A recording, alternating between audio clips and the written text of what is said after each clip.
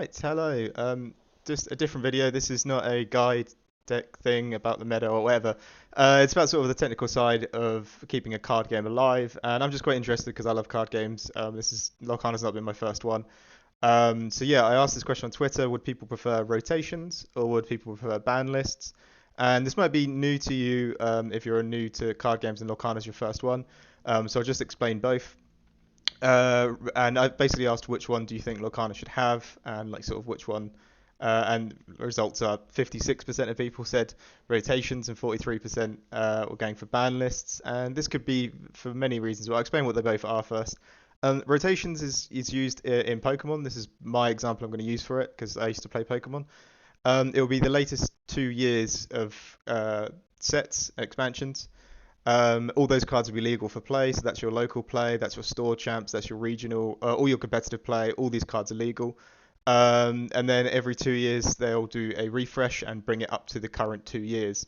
Um, I'm going to explain what ban lists are as well before I just put another comment in here as well. Um, Ban lists, I'm not familiar with this. I'm not a big Yu-Gi-Oh fan. I played it like when I was a kid, like 90s kid. So I loved it, but I never got to the high competitive level of it. But I know that all cards are legal, and then on top of that, a ban list will come in to ban certain decks and certain cards. So you could play a deck archetype that was created in the early 2000s, that could be legal in 2024. But the next time the ban list comes out, it could be rotated out. So there's just sort of an ever-changing ban list that keeps the meta alive. And I've said that of both of these things. If you're new to card games and you're hearing, oh no, they're going to rotate my cards out and I can't use them, or they're going to make a ban list and ban my cards, none of this is done in a negative way. It's not done to screw consumers over for all the cards you've bought or to screw you over if you're really popular and really enjoy a deck like the bounce package Ruby Amethyst. This is all done to keep the game fresh.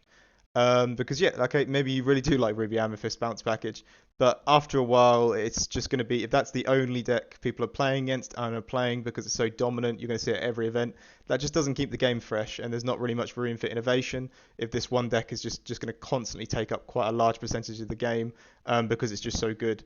So what we do is every so often we'll remove cards, ban cards, change which cards are allowed to be played, however you want to look at it, just to keep the game fresh and keep it moving. So yeah, in my opinion, from these two options, I'm always a bigger fan of rotations. This is just because I played a TCG, I played Pokemon, and I believe even Hearthstone at the end as well had rotations. They had the seasons with the different animals.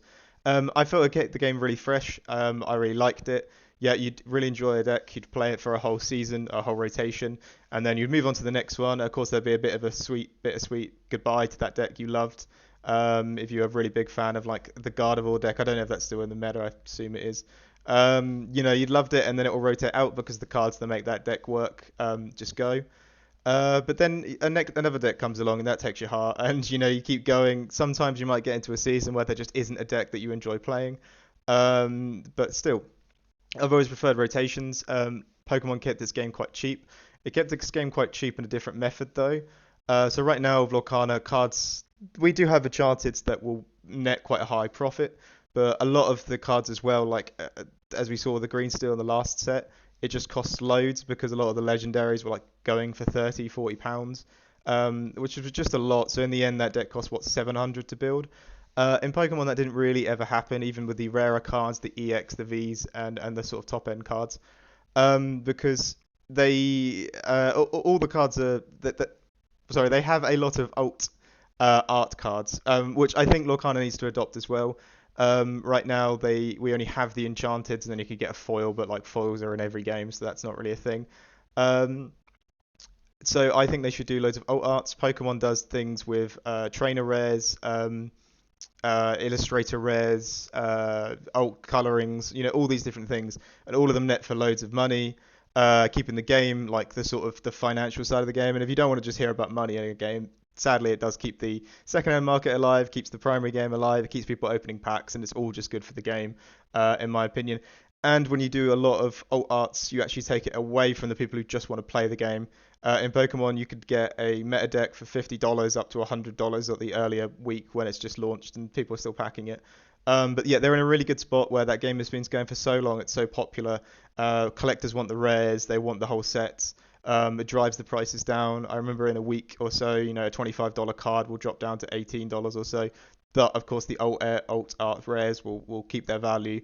So at Pokemon, I think right now, I said this before I joined Lorcana. If they wanted to sort of match any other TCG that's current, I think Pokemon was in the best spot. Its competitive scene was great. The only thing I'd say Lorcana has done better is the store champs with the Ursulas and the Stitch cards and the mats. Pokemon, you have like League Cups and challenges, but they're not really. You get like a pack. But your points do go to something else. But winning them, sorry, is quite impactful as well. But yeah, the store champs have been the best thing out of Lorcana, I think, in my opinion. But yeah, that's why I would go for rotations. It looks like I just got a message randomly whilst I'm recording this video. Cool. Ban lists. I never really liked it in my mind. I didn't like the idea of saying I don't know Yu-Gi-Oh that well, so saying I was a Blue Eyes White Dragon. I think that's a deck player, and then for some reason it just rotated out or got ban list. Sorry. And then it comes back round again randomly, and then you're waiting for it to come round again each time. And there's that bit of hope that could sort of keep you going and wanting to um, play play. You sort of keep hope for that deck that it's just going to come round again when this ban list changes. I don't really like that. The rotations was you had fun with the Gardevoir deck in Pokemon. Now it's gone. Find a new deck. Don't just sit around on the cards. And for me as well, the cost of Yu-Gi-Oh is insane. It seems I don't understand how if a deck's never going to fully be banned, how the prices soar so much. Maybe distribution, maybe there's a bit more technicalities to it than that for me. But yeah, it's not how I like to do it. I like to be like, right, and we're on to the new rotation.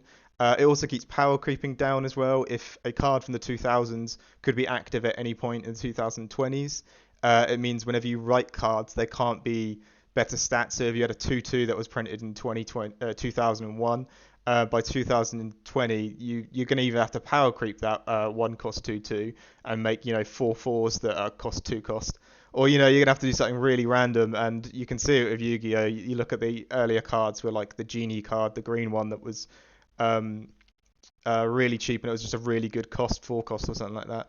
But they changed that, and like now the more common cards that you get now are insane, and there's like synchro summoning, and I don't understand that game. But I'm not going to sit here and complain about Yu-Gi-Oh. So yeah, I would 100% prefer rotations, but I think in Lorcana fashion, what they're going to do is completely pick their own method for this, and go a completely different route. And I'm only saying this because with regional events, they were given the option of best of one or best of three, and for some reason they picked best of two. So yeah, I think they're going to try and find their own method to this, and approach it. But yeah, it'd be nice to hear what everyone else thinks. And I'm sure if Ravensburger ever watches any of these videos, it'd be good for them as well. But yeah, I'm definitely set on rotations for Lorcana.